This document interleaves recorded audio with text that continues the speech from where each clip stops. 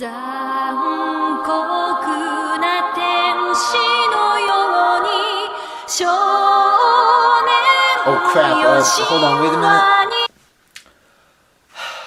Sorry about that, I'm not quite sure what happened there. Let's do that again.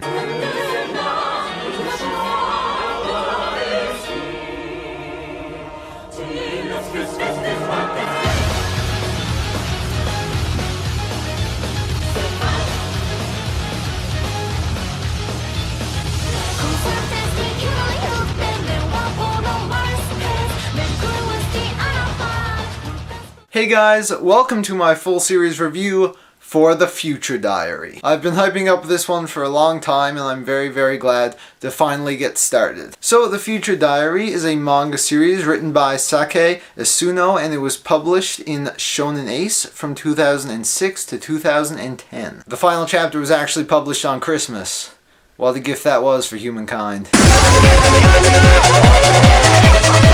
So our story begins with seemingly average 14-year-old Yukiteru Amano. Now Yukiteru's life is pretty boring. He doesn't have very many friends. His parents are divorced and his mom works a lot so he doesn't see her that often. However, he does have a couple of imaginary friends that he likes to spend time with. Those being the god of space and time, Deus Ex Machina, and his assistant Murmur. So one day Yuki is complaining to them about how boring his life is and Deus is like, oh, I have an idea. Then he gives Yukiteru the power of the Future Diary. The next day, Yuki realizes that his phone has been giving him predictions of the future that are coming true. He keeps his diary on his phone where he usually records things anyway, but now he is actually getting messages from the future. This is when he realizes, oh crap, Deus Ex Machina may actually be the legit god of time and space. When he confronts Deus about it, he finds out that his days of living a boring life are over. Because Yuki finds out that he is one of the 12 new god candidates. You see, Deus is actually dying and he needs to pick an heir. So he has given 12 individuals the power of the Future Diary and they have 90 days to kill each other and the last person standing will become god. Not sure what to do about this information, Yuki continues on until he discovers that one of his classmates, Yuno Gasai, is one of the Future Diary holders. This may seem like bad news for Yuki, but it turns out that Yuno has a massive crush on him. She is crazy in love with Yuki. And once they start getting attacked by the other Future Diary holders, they realize that the only way that they will be able to survive is if they team up. Although Yuki soon learns that this may not have been the wisest decision because Yuno may actually be the biggest threat he faces. Alright, so I should really get this out of the way. I thought Future Diary was a pretty bad series. Yes, that is right. I thought this series was pretty terrible, and in this review I'm going to explain exactly why I thought so. I have no intentions of offending you at all if you do like this series, and I'm glad that you enjoy it, but in my personal opinion, this series sucked balls. So let's proceed in tearing it apart. Although there's one quick positive thing I would like to say. You see, the premise of Future Diaries is really cool. I mean, you have this big survival game going on and every single person can predict the future. They can see when something bad is about to happen or if they're about to die and they can prevent it. And I mean, there are some crazy possibilities you can do with this stuff, some really creative scenes. And I'm sure if this premise was in the hands of another mangaka, it could have been really amazing. So yeah, while the premise is great, it's the execution that fails in almost every level. First of all, you have the god of time and space who is dying. I mean, he's God, but he's dying for some reason. When he dies, the world ends. So this is why he needs to pick a new heir. So why on earth doesn't he just pick a new heir? Why does he have to pick 12 people to have a fight to the death where this could possibly fail and destroy the world? And why did he pick these 12 people? I mean, Yuki's just some lame 14-year-old no one gives a crap about. He's got crazy serial killers and terrorists and children. It makes no sense why he would pick these people, and it is never explained. Yeah, so one of the biggest problems with this series is a lack of explanation. Some of the things that happen in the series make absolutely no sense at all. There are some crazy plot holes. And not just things in the story not making sense, but also just logical stuff that you would think would happen, but it doesn't for some reason. So at the beginning of the series, we learned that a serial killer is on the loose near Yuki's school. Now, I know school is a big deal, but if there is a serial killer who is last spotted near a school where hundreds of children attend, you would think that they would maybe shut the school down so the police can catch the serial killer and not put dozens of innocent lives in danger. But no, everyone just goes to school anyway, and of course the serial killer shows up, and as it turns out, he's actually a future diary holder. Later on, another future diary holder shows up to the school, who is a terrorist, and decides to blow the school up. Dozens of children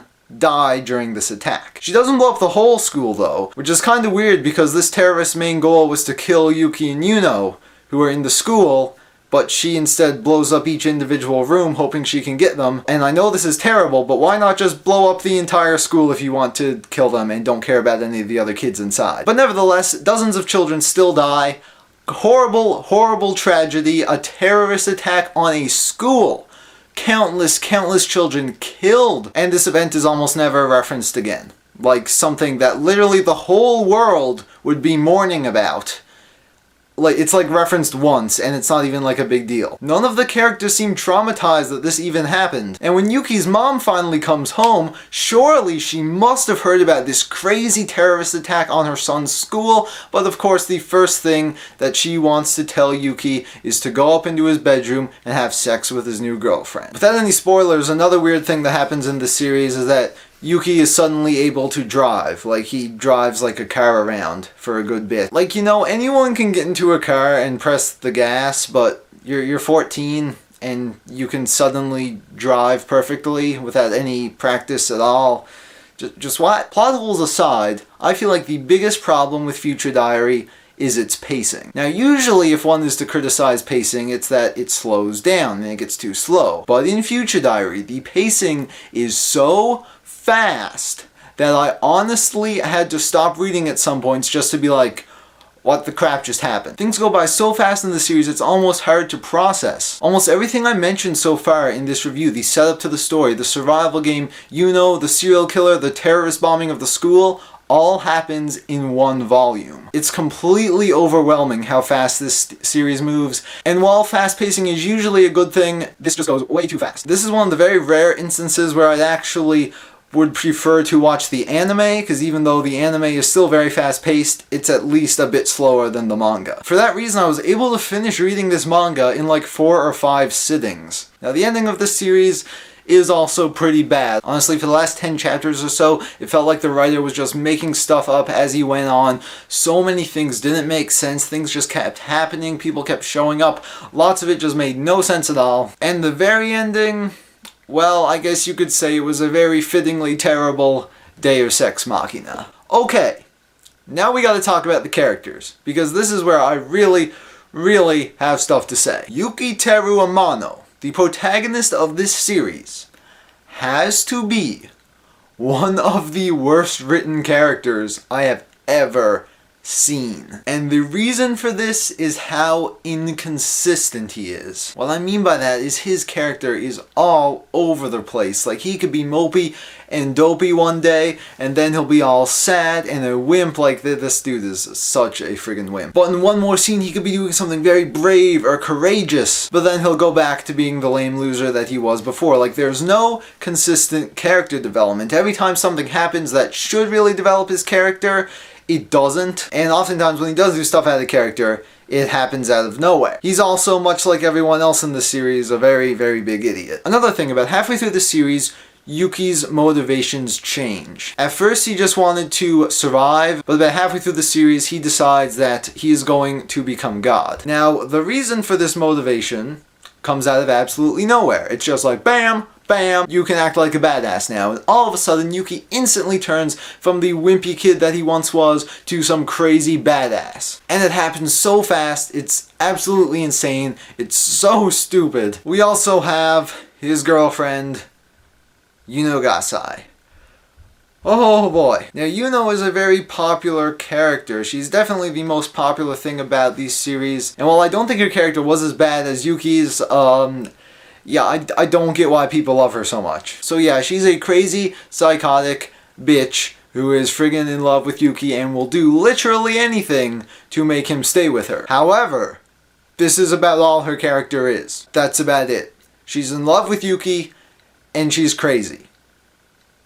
That's it. It might be fine at first, but then you quickly realize, oh, her character's not going to change at all. And back to what I said about Yuki being an idiot. Once Yuki learns all this crazy stuff about Yuno, he stays with her. Like, dude, the only way anyone would do that is if they are as crazy as Yuno, which I do believe you are. And later on in the series, when she finally gets exposed for how crazy she is. Oh, I don't care, I love Yuno, yeah. I'm like, dude, for the love of God, the world is going to end. Stop thinking with your penis. For other characters, we of course have the other 10 future diary holders, all of which aren't that great. There are some very, very weird characters here, a lot of really weird and ugly design choices. And because the series is so fast paced, I really don't feel we get very much development for all of them. One we do spend a lot of time on, however, is Uryu, who I don't feel is one of the worst written characters in the series. She still is kind of a pretty big idiot, but there were some times that I kind of liked her character. They also have one guy who I don't want to spoil who he is, but near the end of the series he is built up to be one of the main antagonists, and they spend a lot of time trying to take this guy down. The thing is though, the way they resolve this conflict is one of the most anticlimactic things I've ever seen. There's also a huge plot twist at the end that is really, really obvious. You probably won't be able to guess all of the details, but, you know, the huge plot twist is there. And the information they give you leading up to this plot twist pretty much confirms what it is, so when they have the big jaw-dropper moment, it's not a surprise at all because you've already pieced it together in your head. You also have these other group of kids, Yuki's friends. Yeah, these guys like just come out of nowhere and want to be Yuki's friend. I have no idea what the crap's up with that. They're all pretty forgettable characters except this one guy, Akise. Kaworu, what the crap? This is the second review of mine you have shown up in a row. Get the crap out of here, Jesus dude. While I still think he isn't that great of a character, he probably has the most potential to be great out of anyone in this series. He's probably the only smart character in the series who can figure stuff out by himself, and it really feels like that if this series was in the hands of a better mangaka, this guy would be an awesome, awesome character. It almost feels like he doesn't even belong in this series and that he'd be more suited for a series like Death Note or Evangelion. Also, Yuki's parents. Oh my god. Oh my god. I already briefly mentioned his mom and how concerned she is for her son's well-being, but his father... oh my god. You know, say what you want about bad fathers in manga. You know, you got your Hohenheims, you got your Grisha Jaegers, you got your Goku. But at least they are all good characters. Yuki's parents are complete idiots. His father in particular is a horrible person. And yeah, I will just leave it at that. Now for the art. Like Yukiteru's character, it's very inconsistent. I know art is subjective and some people may think that this is very good, but personally I feel like some parts can be pretty good and some parts look pretty bad. Some of the character designs are cool and some of them are stupid. Some of the facial expressions are awesome and some of them look pretty poopy. So yeah, not the worst art in the world, but it definitely won't be winning any awards. So that was my review for Future Diary. Holy crap. I've been reviewing manga for almost a year now, and you know almost every full series I've done has been a positive one. But, my god, this series just made me so frustrated, so angry. I almost sort of enjoyed reading it just because of how bad it was. It really does surprise me that so many people like this series, and like I said before, it's fine if you do, but I could barely see anything in this series to like at all. So with all that being said, I will unfortunately have to give Future Diary my score of 1.5 crazy girlfriends out of 5. Oh my god, the series was so dumb. Oh my god, I'm so glad it's over with. Now, if you saw this review and feel the need to check out Future Diary for yourself, getting physical copies of this manga may be very hard. The first 10 out of 12 volumes were released by Tokyopop, however, of course Tokyopop bit the dust, and the final 2 volumes were never released in English. If you don't care about physical copies though, you can actually get the first 10 volumes digitally, although the last 2 volumes have never been officially licensed in English. There is also an anime series, which I do think is slightly better for the fact that, you know, the art will always be a bit better in an anime adaptation, and it isn't as criminally fast-paced as the manga, but it's still not particularly good. Apparently they did some crazy live action stuff too. which I am going to stay as far away from as I possibly can. So thank you guys so much for watching this review. You can discuss it in the comments below. If you are a weeb, you can leave your hate in the comments below. And I will see you guys soon for my next full series review of Planets. We're no strangers to love. You know the rules, and so do I. Our full commitment's one.